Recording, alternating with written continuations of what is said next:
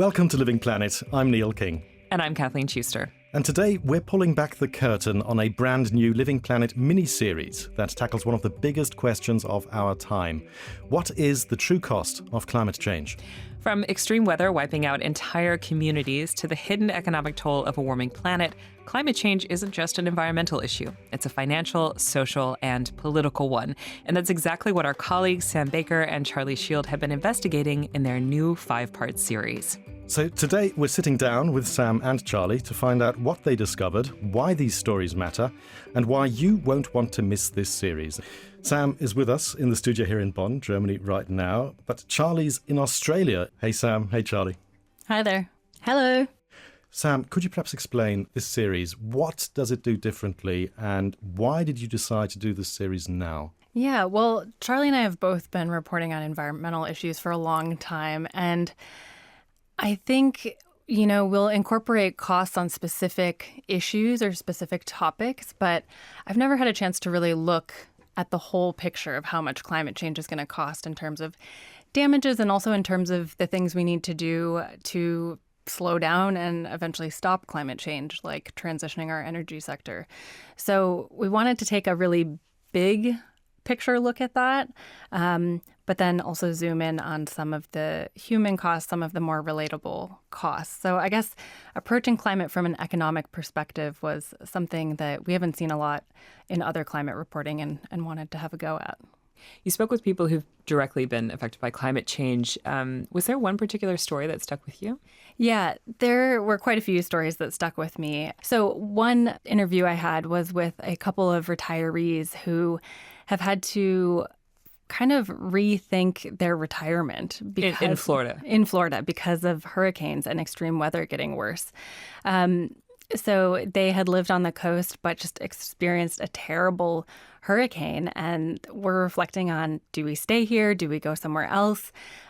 Is it safe here? Our retirement's going to look completely different than we thought it would, and having to grapple with that. So that one's really stuck with me, and I think is something that people in a lot of parts of the world are asking themselves, if it makes sense to stay in places that are more affected by climate change. Yeah, I was really excited to see that you guys had started with Florida as kind of ground zero for this question of, how much does a storm cost? How much does a hurricane cost? Because I think their hurricanes are so much a part of people's lives, and that will really resonate with people across the world who might live in regions where there's similar extreme weather, where you maybe over decades don't even really notice that the conditions are changing. It's not what you used to know. It's something that's becoming more and more serious and costing more and more money. Yeah, absolutely. And those costs have really risen in recent years and continue to rise, not just in Florida, but all over. Before we talk about those costs, I would like to bring in Charlie here, because Charlie also did some reporting on the ground in Australia. Charlie, what about you, the people that you spoke to? Was there any story that stuck out for you or any person that sort of really resonated with you? Yeah, certainly. I mean, I met a farmer working in southeastern Queensland who runs sheep, cattle and goat on his 11,000-acre property there. And 5 years ago, 2018, 2019, they lost everything because of a prolonged drought, prolonged heat wave. It's actually quite a cool climate there. They experienced multiple days over 40 degrees Celsius, and there were animals dropping dead out of trees, and the ground was just littered with dead animals. And he told me that was definitely the most extreme drought they've ever experienced on that farm, and his family have been there for generations, more than 100 years. Wow.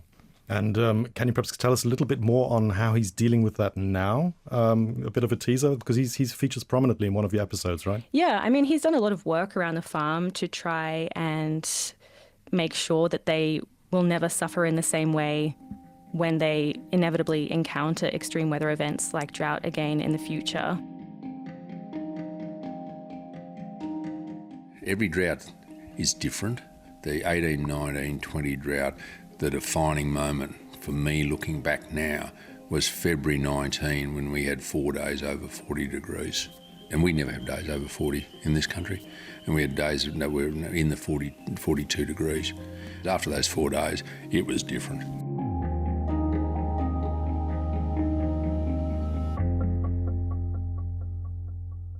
Sam, earlier you touched upon the finance aspect of things. Could you perhaps elaborate just a little bit? What are some of the less obvious financial consequences of climate change that most people don't really think about? Well, one thing we've seen recently with wildfires in California, for example, is how people are losing insurance. There's been some reporting on this, but I think it is a news story that is just at the beginning of kind of breaking, and there's going to be more and more coming out about this over the coming years. I spoke with Amy Bach from United Policyholders, which is a consumer advocacy group for people who have insurance.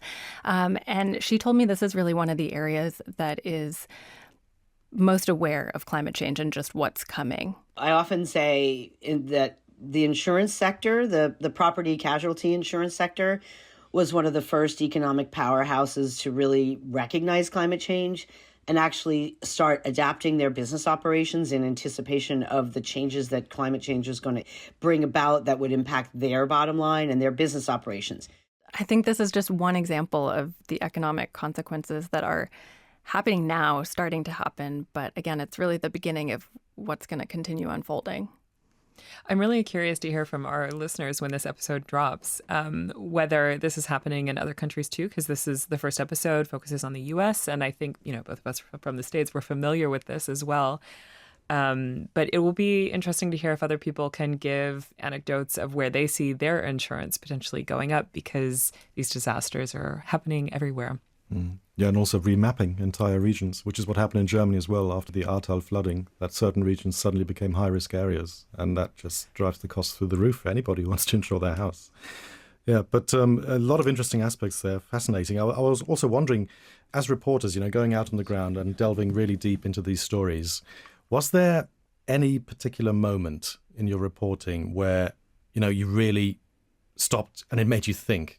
One was when I was also in Florida speaking to Martina Spolini, who runs an organization there that helps people kind of rehab their homes to be more up to date with hurricane standards.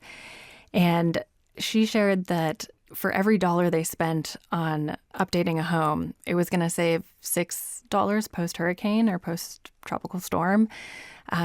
So it's a small number, but I think it puts into perspective that doing things on climate now is going to save us a lot more money in the long run. I think this was a main reason we were interested in doing this series, or at least I was, is that we hear so often these political debates of this is going to cost too much, people can't possibly afford this. And I always just want to ask those, prominent figures or politicians, how much is it going to cost if we don't do that? And I think that question does not get asked enough. Instead, it's kind of focused on this present moment debate. And we're not thinking about, how much is it going to cost me in 25 years to deal with this issue if we don't deal with it now? I think that put that into perspective. I don't know, Charlie maybe has some others. I have one other moment that really stuck out to me, which was when I met this farmer, Brent Finlay, on the farm in southeastern Queensland, East Australia. And I spoke to him at length about this really severe, powerful and painful experience that he'd had with climate change, a really direct impact, it seemed. It really brought into sharp focus for me just how important the economics of this is. That's what's motivating a lot of people. How much does it cost? How will it affect cost of living and their economic security? And I think that's something we see across the world, right? In different countries, every time an election comes up, climate might be in people's top 5 or top 10 issues. It's usually not the top one, but the top one is the economy. So if people are making decisions about these things, I think it's as important for them to be informed about the economic consequences of climate change as the economic consequences of anything else, if that's the main issue that they're voting on or they're thinking about when they go to the store or thinking about when they're updating their home.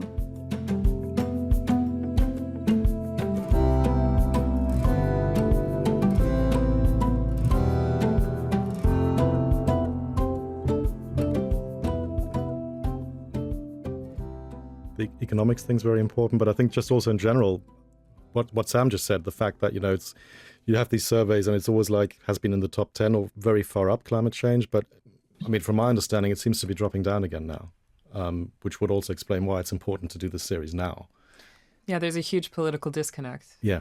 And also a lot of attacks on politicians who do try to bring attention to exactly these issues because they're very inconvenient.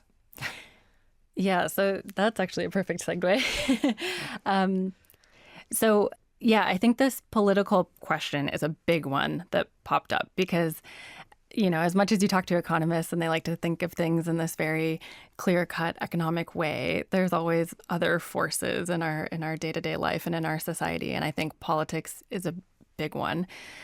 So for the third episode in our series about, how much does it take to reduce emissions, I spoke to the former Minister of Environment and Climate Change from Canada, who actually was able to get through a carbon pricing system in Canada.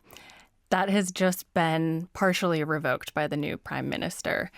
And we had a discussion about just how divisive these things can be and how hard it can be to even get these policies in place to deal with climate change. And so I think this is all wrapped up in politics. Here's a clip from her.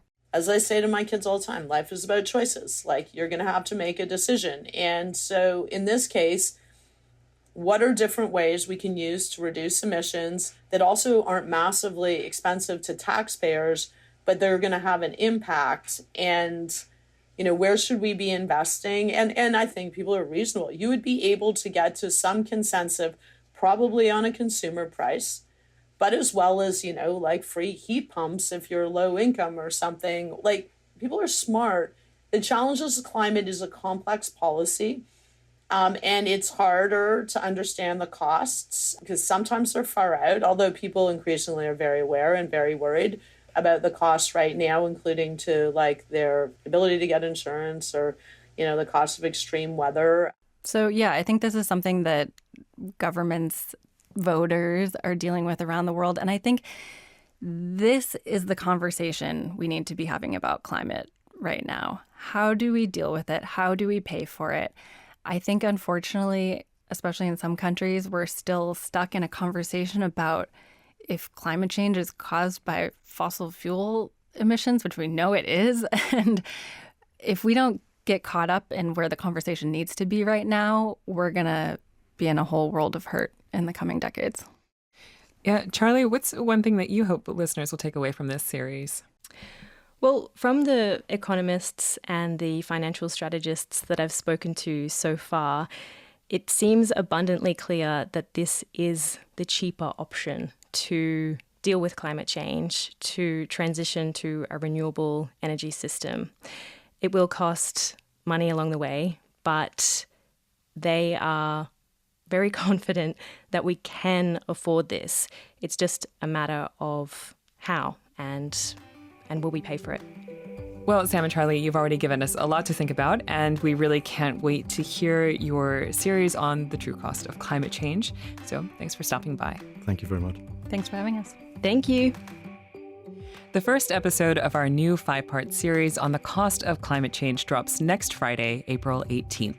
We'd also love to hear your thoughts as each episode comes out. You can reach us at livingplanet@dw.com or drop a comment in the comment section on Apple Podcasts, Spotify, or wherever you listen to Living Planet. Living Planet is produced by DW in Bonn, Germany.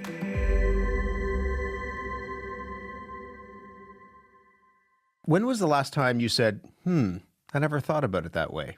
The Current aims to give you that moment every single day. Hello, I'm Matt Galloway, and our award-winning team brings you stories and conversations to expand your worldview. Sometimes they connect to the news of the day, sometimes to the issues of our time. And you'll hear all kinds of people on The Current, from best-selling authors to maybe your neighbor.